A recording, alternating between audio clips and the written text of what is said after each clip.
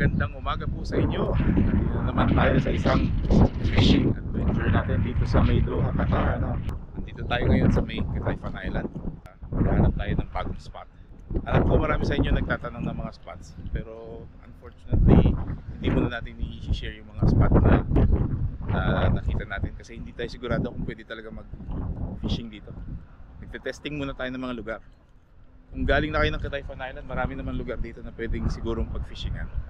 Although yun nga, tulad nga sabi ko, hindi namin mai-confirm kung talagang pwedeng mag-fishing dito. Medyo malakas yung hangin ngayon at hindi ko dala yung aking vlogging kit. Try natin mag-fishing. Sana makahuli tayo ngayon dito sa may Kataifan Island. Kasama natin si Dory as usual. And kasama natin din si Rizel, yung friend natin. Sa ilalim tayo ng tulay. Sana makahuli tayo ngayon. Magandang spot to. Sana pwede mangisda talaga rito.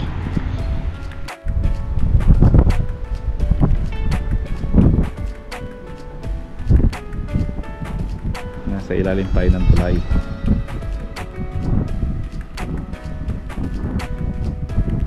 Malilim dito. Sina Dory tsaka si Rizel gumamit ng shrimp. Naka-cut na kaagad para hindi tayo magkalatan. Huwag po tayo magkakalat pag napupunta tayo sa mga spot na ganito. Nawala na nga ang cornish pati ba naman sa mga maliit na lugar na tulad nito hindi na tayo makapag-fishing. Ako naman ay gagamit ng jig, micro jig. Naka-light tackle lang ako yan, hindi ako nag-ultralight. Try natin. Try ako mag-jig dito sa may baba.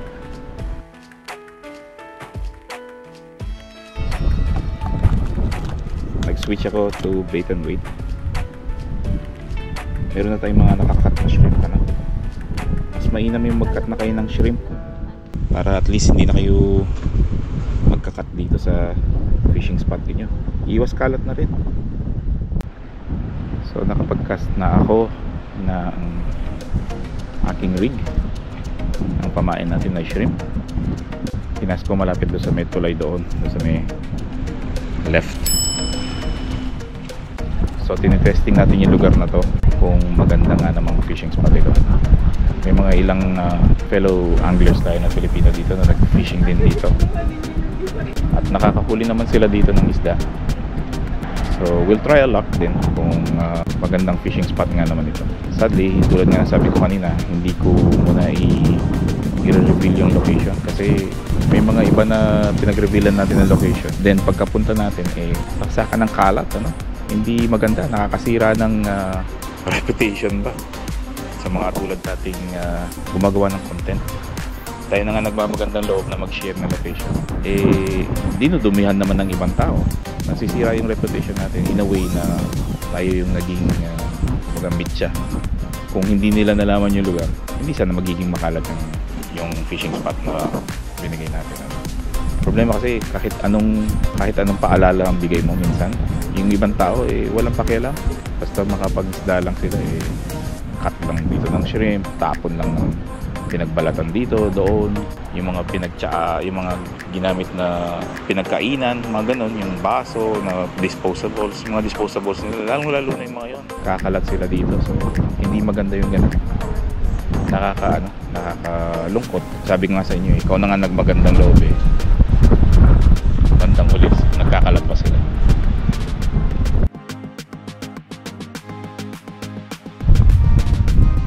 So we gave this place a chance pero hindi kami nakahuli. Bagay saglit lang tayo dito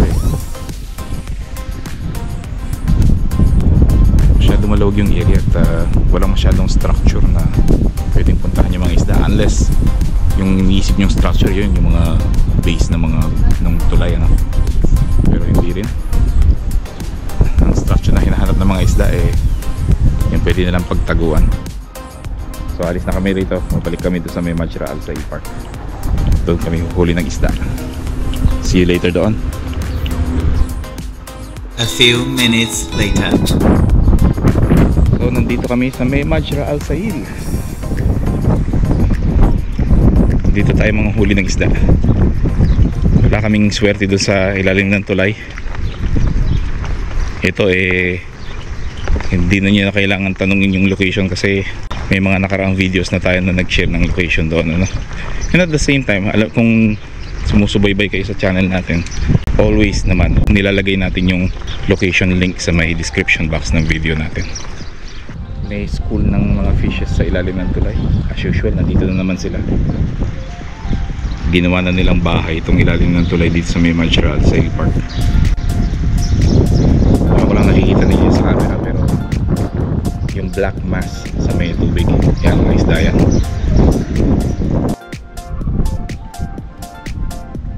So we're back at the old spot.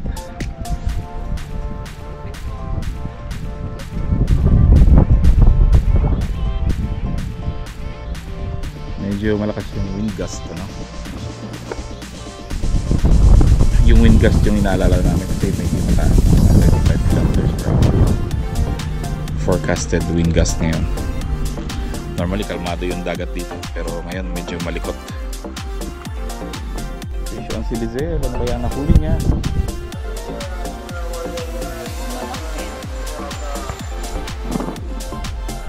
Isang yellowfin bream.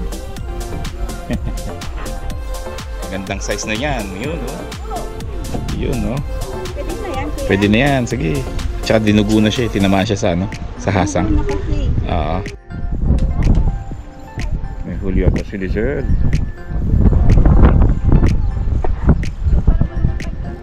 Ano kaya ito? Ang laki, oh, ang laki. Flathead. Ang laki, good job. Naku, sarap ng ulam ni Lizelle nito.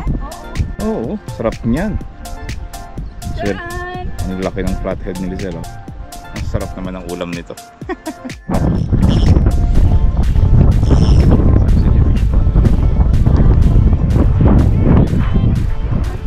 Nakahuli tayo. Nakahuli tayo ng yellowfin bream. Kawalan ko ito masyado maliit. Yung yellowfin bream. Bye bye.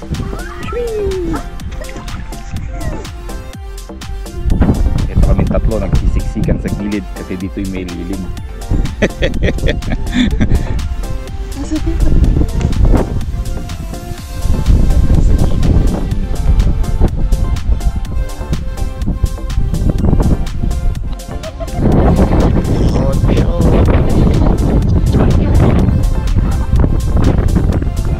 Maliit na yan, pero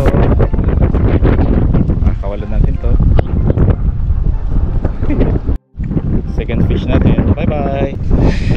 Thanks for playing. Bye bye. So ito tayo ulit, hagis. Ayan, dyan ka. Fish on tayo. Parang malaki, ah. Ay, malaki. Malaki, laki. Laki. Ito, promise na to sa atin na to. Bakok ko.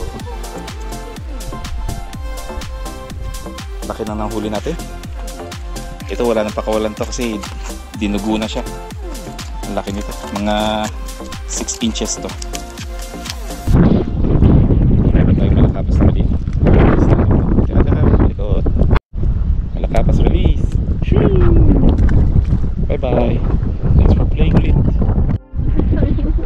Naka-fish on si Lizelle. Isang malakapas. Ayun. Fish on tayo.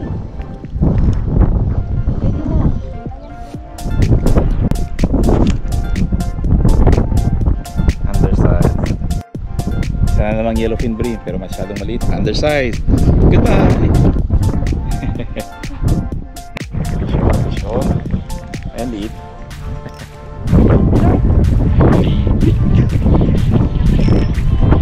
Maliit na malakapas.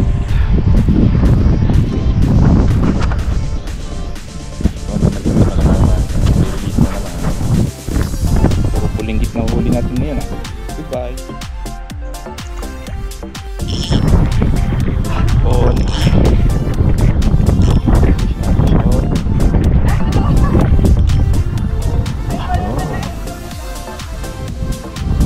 Nakakuha rin pala si ano, Idor. Gusto niyo yung dalawa, sige. So, tigisa Isa kami ng black spot snapper.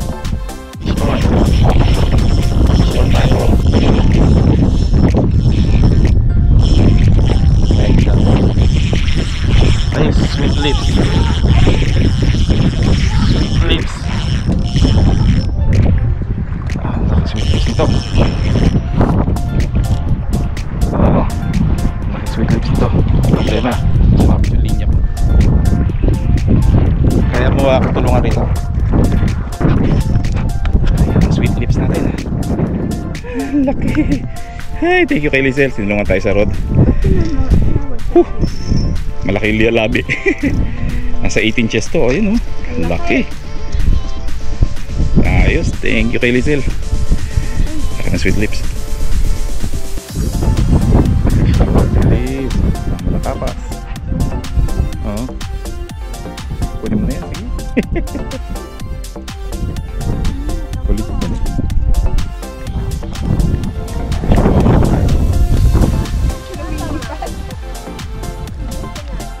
Kasing size ng huli ni Lizzie. Nakakapawan na lang nito eh. Ay! Nahulog siya sa batuhan. Huwag ka mahulog dyan. Paano kita masisave? Mabuhay ka ba? Ayun, buhay. Bye bye. Fish pond tayo. Oh, that's big. I know. Fish pond tayo. Anong yan? Ano isda yan? Isang bakoko. Isang bakoko. Fish on.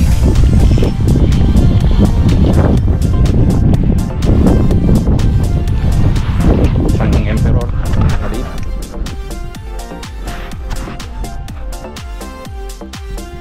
Bye bye emperor.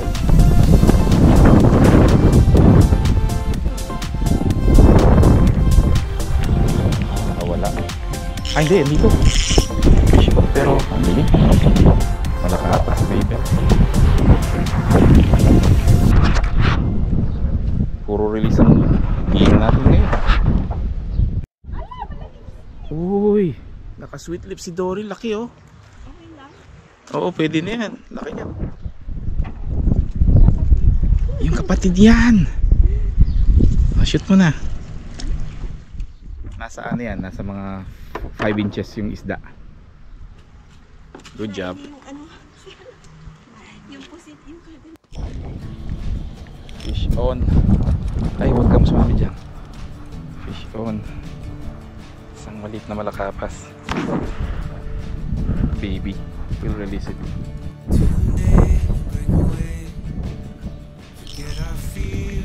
Hindi ko mahuli. Nakuha niya pamahin ko. Oo, laki. Nandito siya sa may bato. Sweet lips.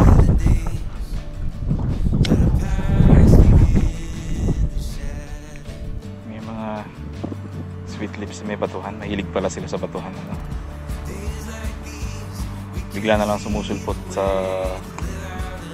mga crevices ng bato. Oh, ay, hindi nakuha. Ano ba yan? Kanina pa sila subukan kunin itong sweet lips natin. Hindi mahuli.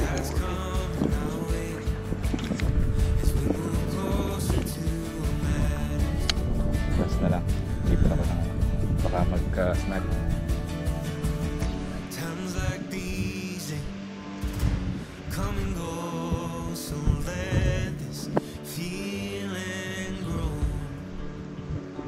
Wala na. Feeling ko nakuha yung pamain ko. Tayo.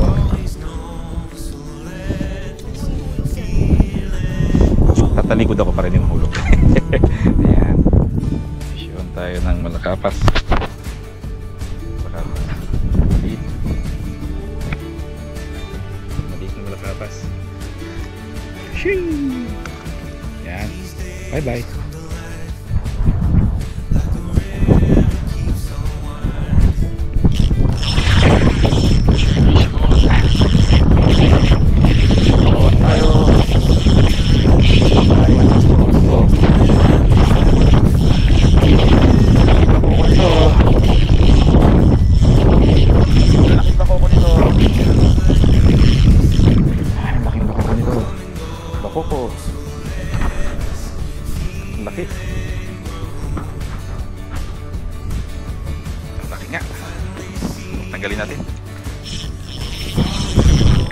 na naman tayo. Fish na naman tayo.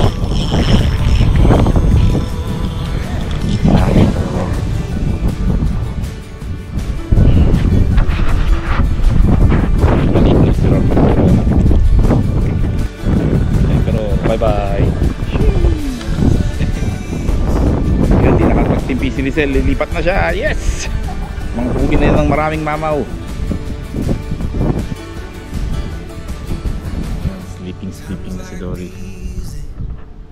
Hindi siya nakakahuli, sabi niya. Fish on. Small. Malakapas na naman eh. Parang sa kanya. Lilit ng mga malakapas dito. Ay. Sweet lips.